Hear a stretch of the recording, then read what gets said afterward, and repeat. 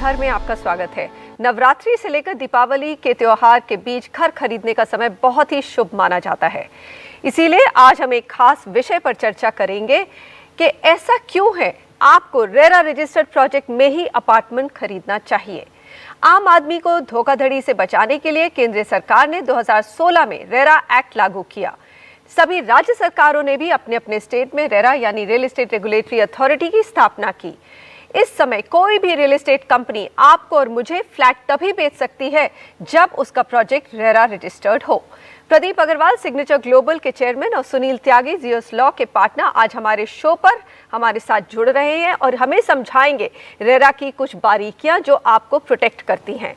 आप दोनों का स्वागत है। प्रदीप जी, पहला तो सवाल मुझे आपसे ये पूछना है कि रेरा के तहत आपको लगता है कि जो आम आदमी है उसको वाकई एक सॉलिड प्रोटेक्शन मिल रहा है?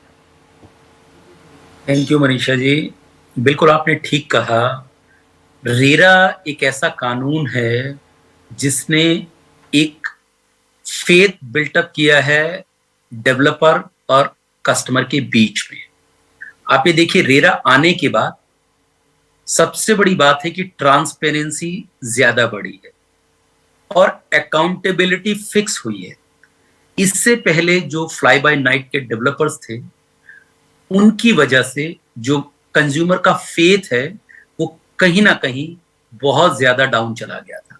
आप पिछले डिकेड में देखें, 2012-13 के बाद बहुत सारे ऐसे डेवलपर्स रहे जिनके प्रोजेक्ट ऑन टाइम डिलीवर नहीं हो पाए, उनकी ऑन प्रॉब्लम्स की वजह से, और जो कंज्यूमर था उसकी जो हार्ड अर्न मनी थी वो कहीं ना कहीं दांव पर लग गई। मुझे लगता है रेरा ने आके उन सारी चीजों का समाधान किया है। शायद रेरा की जरूरत और 10 साल पहले थी, लेकिन देर आए दुरुस्त आए। 2016 में जब इस कानून को लागू किया गया तो बहुत सारे सवाल जवाब थे कि ये कितना इफेक्टिव होगा, नहीं होगा, लेकिन मुझे लगता है बहुत बेहतरीन कानून है। एक ट्रांसपेरेंसी से आई है और अकाउंटेबिलिटी फिक्स हुई है। आज जब कोई भी प्रोजेक्ट जब आपको सेल करना होता है तो रेरा का रजिस्ट्रेशन मस्ट है जी। तो रेरा रजिस्ट्रेशन होने के बाद कम से कम जो कस्टमर है वो चैन की नींद सो सकता है कि यस, कोई भी डेवलपर अब उसके साथ गलत काम नहीं कर सकता। आपने एक बहुत ही ओवरव्यू बढ़िया दिया है सुनील, लेकिन जो प्रदीप जी ने एक बात कही है, सबसे ज्यादा पीड़ा या कष्ट आम आदमी को तब होती है जब उसका प्रोजेक्ट डिले हो जाए या उसका जो घर है प्रोजेक्ट वो बने ही नहीं। रेरा नियमों में प्रोजेक्ट कंप्लीशन के और बायर प्रोटेक्शंस के रूल्स क्या क्या हैं, कुछ हमें बारीकियां समझाइए। सो मनीषा, जैसे मिस्टर अग्रवाल ने बोला, बहुत फर्क आया रेरा आने के बाद में। रेरा आने के बाद बायर्स को काफी प्रोटेक्शन मिल गई है। मैं इन प्रोटेक्शंस को 3 स्टेजेस में डिवाइड करूंगा। एक, कंस्ट्रक्शन शुरू होने से पहले, दूसरी ड्यूरिंग द कंस्ट्रक्शन, तीसरी पोस्ट कंस्ट्रक्शन। आज कंस्ट्रक्शन शुरू होने से पहले, जैसे कि अग्रवाल साहब ने भी बोला, कोई भी प्रोजेक्ट अगर रजिस्टर्ड नहीं है तो प्रमोटर उसकी सेल नहीं कर सकता, और वो रजिस्ट्रेशन तब मिलती है जब आपके पास सारी परमिशंस अप्रूवल इन प्लेस हैं, आपका टाइटल टू द लैंड या आपका कोई कोलैबोरेशन है वो बिल्कुल क्लियर है। तो जब आप प्रोजेक्ट शुरू करते हैं तब कंस्ट्रक्शन शुरू हो सकती है। इस स्टेज पे आपको रेरा में रजिस्ट्रेशन मिलती है। बायर को इसकी स्टेज पे बहुत प्रोटेक्शन है आज। पहले जैसे कि हम सारे जानते हैं, प्री लॉन्च प्रोजेक्ट्स होते थे, या तो लैंड का टाइटल नहीं होता था, लैंड खरीदी नहीं होती थी, या परमिशंस अप्रूवल्स नहीं होते थे, और प्रोजेक्ट लॉन्च हो जाते थे और बायर्स उसमें पैसे बहुत इन्वेस्ट कर देते थे और बाद में कहीं ना कहीं किसी वजह से वो प्रोजेक्ट अटक जाते थे। आज वो रिस्क खत्म हो गया है कि जब आपने रेरा में रजिस्ट्रेशन होगी प्रोजेक्ट की तब आप पैसे इन्वेस्ट करते हैं। और अब मैं आऊंगा स्टेज पे जब कंस्ट्रक्शन के दौरान क्या होता है। अब जब हम प्रोजेक्ट शुरू होता है और बायर इन्वेस्ट करता है तो जैसे ही वो 10% अपने पैसे देता है उसको एक agreement to sell by promoter को साइन करके देना पड़ता है। और पहले जो जिस तरह के कॉन्ट्रैक्ट हम देखते थे, वन साइडेड कॉन्ट्रैक्ट होते थे सारे के सारे। पेनल्टी जो डेवलपर से आनी होती थी बहुत कम होती थी, बायर से जो चार्ज होती थी काफी हैवी होती थी। आज वो बैलेंस आउट कर दी गई हैं। कोई one sided terms and conditions नहीं है। एक स्टैंडर्ड फॉर्मेट बन गया across most of the states. Buyer को प्रोटेक्शन मिल गई है कि आज उसके साथ एक कोई वन साइडेड कॉन्ट्रैक्ट साइन नहीं होता है। उस पर भी सेम पेनल्टी है, प्रमोटर पे भी सेम पेनल्टी है।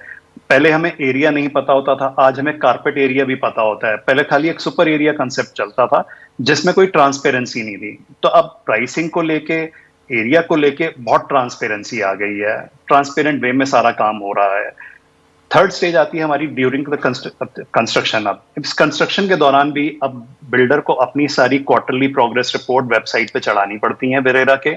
आप रेरा वेबसाइट पे जाके देख सकते हैं प्रोजेक्ट की कंस्ट्रक्शन कहाँ तक पहुंच गई है, कितनी है, कौन कॉन्ट्रैक्टर है, कौन आर्किटेक्ट है, कोई प्लान चेंज होने हैं तो बायर्स की कंसेंट के बिना कोई प्लान चेंज नहीं हो सकते। जैसे हमने पीछे काफी सारे केसेस में देखा, सुप्रीम कोर्ट में भी गए मैटर, वन साइडेड अपने आप से प्रमोटर एक पूरा लेआउट प्लान भी चेंज कर देते थे या एक्स्ट्रा कंस्ट्रक्शन कर देते थे। आज वो सब नहीं हो सकता है क्योंकि उसमें 2/3 अलॉटीज की कंसेंट चाहिए। कोई प्रमोटर चेंज होना है तो भी 2/3 अलॉटीज की कंसेंट चाहिए। सो इस तरह से during the life of the project buyer को काफी प्रोटेक्शन है। प्रोजेक्ट कंप्लीट होने के बाद किस तरह की प्रोटेक्शन है? पहले OCCC आए नहीं होते थे, बायर को पोजीशन दे दिया जाता था, उनकी रजिस्ट्री नहीं हो पाती थी। आज जब तक OCCC नहीं आया है, आप बायर को पोजीशन ऑफर नहीं कर सकते हैं, बायर को सेल डीड भी करके देनी पड़ती है। और जैसे ही RW आपकी प्लेस है, आफ्टर कंस्ट्रक्शन कंप्लीशन RW को मेंटेनेंस भी हैंडओवर कर दी जाती है। आप एक प्रमोटर के ऊपर डिपेंडेंट नहीं रहते हैं लाइफ लॉन्ग अपने प्रोजेक्ट की मेंटेनेंस के लिए। सो इस तरह से काफी प्रोटेक्शंस दे दी गई हैं आज, जिससे कि आप पूरे सिक्योर्ड रहते हो। एंड मोस्ट इंपॉर्टेंटली, जब प्रोजेक्ट चल रहा होता है तो जितने भी बायर्स पैसे देते हैं वो एक सेफ अकाउंट में है जहां से बिल्डर अपने पैसे विड्रॉ नहीं कर सकता किसी दूसरे पर्पस के लिए। पहले सारे के सारे पैसे डाइवर्ट हो जाते थे जिससे प्रोजेक्ट अटक जाते थे। आज जितना पैसा आ रहा है कंस्ट्रक्शन में लग रहा है सिर्फ, जिससे प्रोजेक्ट की कंप्लीशन काफी सुरक्षित है। ये सबसे इंपॉर्टेंट पॉइंट है, इससे प्रोजेक्ट डिले होने से भी रुकता है। आपने बहुत बढ़िया से समझा दिया संक्षिप्त, और मैं बोलूंगी उसको, let's do this again, stumbled on it.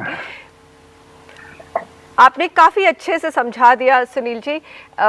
Pradeep ji, मैं आपसे पूछना चाहूंगी कि जो जो रेगुलेशंस हैं, क्या बिल्डर्स जैसे सिग्नेचर ग्लोबल, आप अपने प्रोजेक्ट्स का अपडेट जो है रेरा वेबसाइट पे देते हैं और आपके बायर्स को ये सारी इंफॉर्मेशन रेरा वेबसाइट पे मिल जाती है?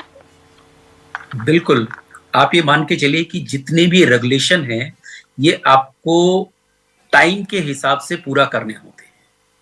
सिग्नेचर ग्लोबल या मेरे जैसे और भी जितने डेवलपर्स हैं उनके लिए कंपल्शन है कि जो भी उसके प्रोग्रेस हैं, चाहे जो भी टाइमलाइन उसने डिसाइड की हुई है, उसके बारे में जितनी भी उस प्रोजेक्ट से रिलेटेड जितनी इंफॉर्मेशन है, जो भी नॉर्म्स में है, वो मुझे रेरा वेबसाइट पे अपलोड करनी होती है और क्वार्टरली रिपोर्ट सबमिट करनी होती है, जिसके ऊपर जितनी भी क्वेरीज, चाहे वो रेरा अथॉरिटी की तरफ से हो या कस्टमर की तरफ से हो, उसका प्रॉपर हमें जवाब देना पड़ता है।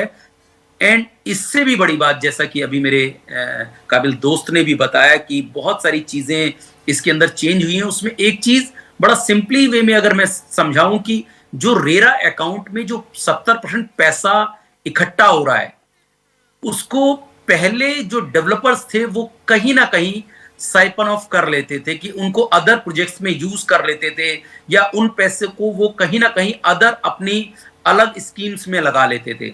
आज वो चीज पॉसिबल नहीं है। जो 70% पैसा आपके रेरा अकाउंट में है उसको आप केवल और केवल कंस्ट्रक्शन के लिए यूज कर सकते हैं। और आप समझ सकते हैं कि 70% पैसा अगर कंस्ट्रक्शन के लिए यूज होगा तो वो जो कंस्ट्रक्शन है बहुत डिसिप्लिन मैनर में चलेगी और जो कंज्यूमर है उस तक एक टाइम मैनर में उसका प्रोडक्ट डिलीवर हो जाएगा। आपने सबसे जो संभावना दी है ये बोल के दी है कि प्रोजेक्ट कंप्लीट हो जाएगा, क्योंकि 70% जो पैसा है बायर से लिया जाता है वो एक एस्क्रो अकाउंट में रखा जाएगा।